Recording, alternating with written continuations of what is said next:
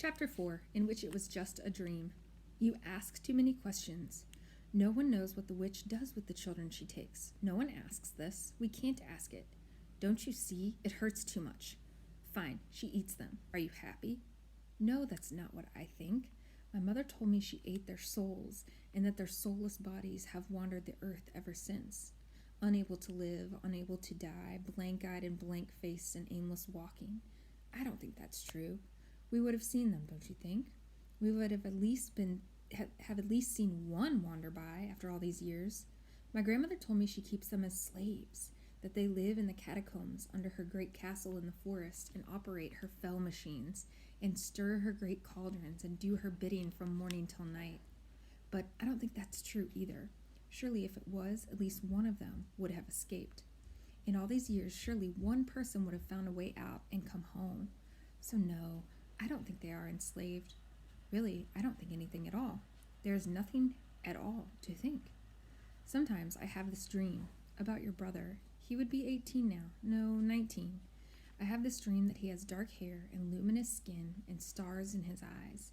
I dream that when he smiles, it shines for miles around. Last night I dreamed that he waited next to a tree for a girl to walk by, and he called her name and held her hand, and his heart pounded when he kissed her. What?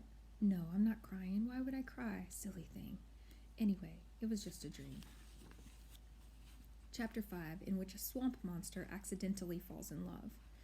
Glurk did not approve, and said so the first day the baby arrived, and he said so again on the next day, and the next, and the next. Zan refused to listen. Babies, babies, babies, sang Firion. He was utterly delighted. The tiny dragon perched on the branch extending over the door to Zan's tree home, opening his multicolored wings as wide as he could and arching his long neck toward the sky. His voice was loud, warbled, and atrociously off-key. Glurk covered his ears. Babies, babies, babies, babies, Firion continued. Oh, how I love babies! He'd never met a baby before, at least not that he could remember, but that did not stop the dragon from loving them all to bits. From morning till night, Firion sang and Zan fussed, and no one, Glurk felt, would listen to reason. By the end of the second week, their entire habitation had been transformed. Diapers and baby cloths and bonnets hung on newly strung clotheslines to dry. Freshly blown glass bottles dried on recently constructed racks, next to a brand new washing station. A new goat had been procured. Glurk had no idea how, and Zan had separate milk jugs for drinking and cheese making and butter churning, and quite suddenly the floor became thoroughly strewn with toys. More than once, Glurk's foot had come down on a cruel, cornered wooden rattle, sending him howling with pain. He found himself shushed and needled out of the room, lest he wake the baby, or frighten the baby, or bore the baby to death with poetry. By the end of the third week, he'd had quite enough. Zan, he said, I must insist that you do not fall in love with that baby. The old woman snorted, but she did not answer. Glurk scowled. Indeed, I forbid it. The witch laughed out loud. The baby laughed with her. There was a mutual admiration society of two, and Glurk could not bear it. Luna, Firion sang, flying in through the open door.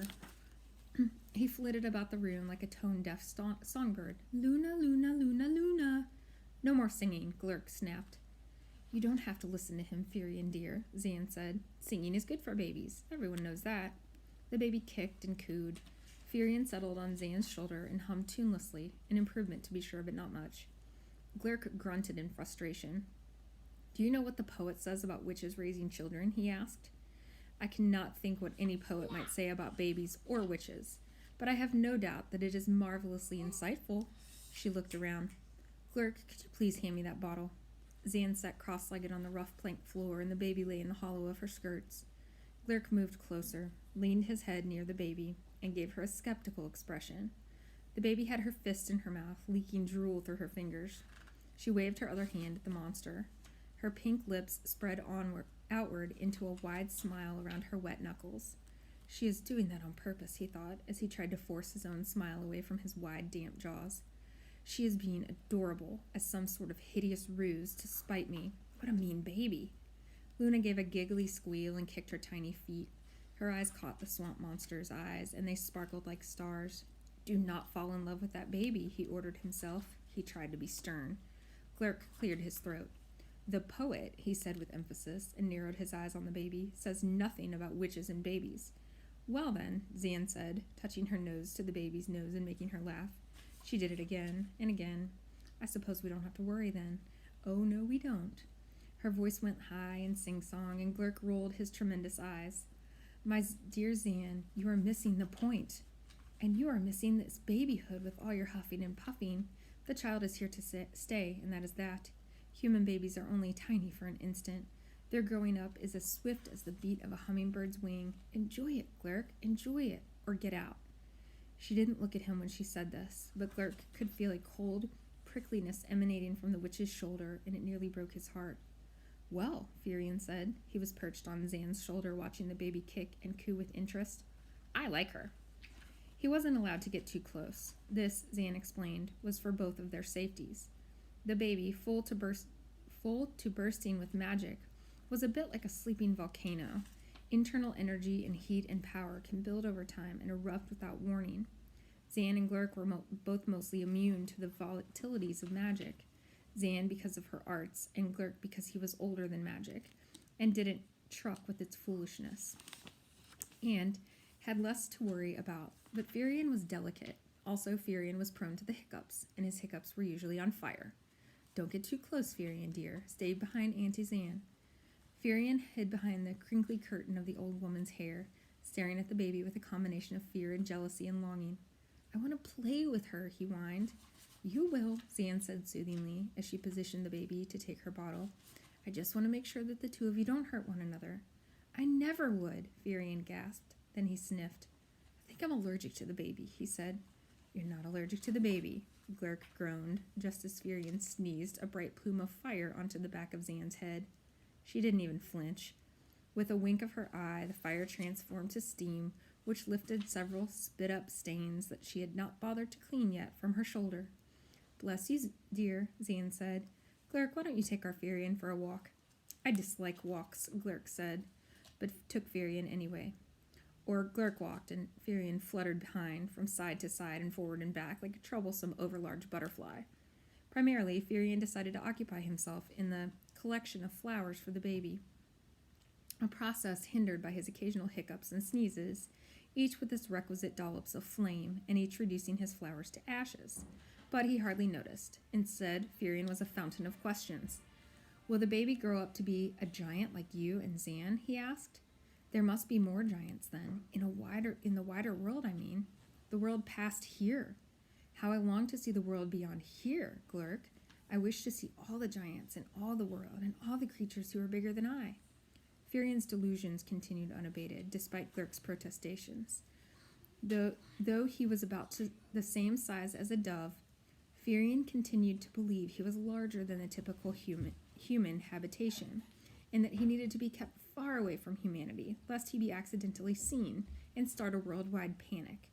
When the time is right, my son, his massive mother had told him in the moments before she plunged herself into the erupting volcano, leaving this world forever, you will know your purpose. You are and will be a giant upon this fair earth. Never forget it. Her meaning, Firion felt, was clear. He was simply enormous. There was no doubt about it. Firion reminded himself of it every single day, and for 500 years, Glurk continued to fume.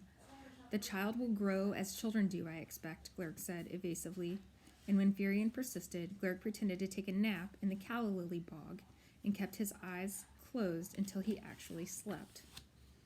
Raising a baby, magical or not, is not without its challenges. The inconsolable crying, the near-constant runny noses, the obsession with putting very small objects into a drooling mouth, and the noise.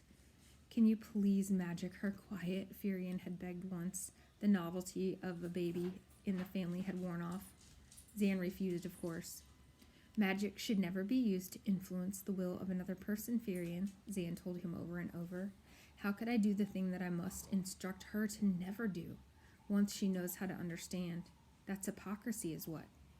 Even when Luna was content, she still was not quiet. She hummed, she gurgled, she babbled, she screeched, she guffawed, she snorted, she yelled. She was a waterfall of sound, pouring, pouring, pouring, and she never stopped. She even babbled in her sleep. Glurk made a sling for Luna that hung from all four of his shoulders as he walked on all sixes. He took to pacing with the baby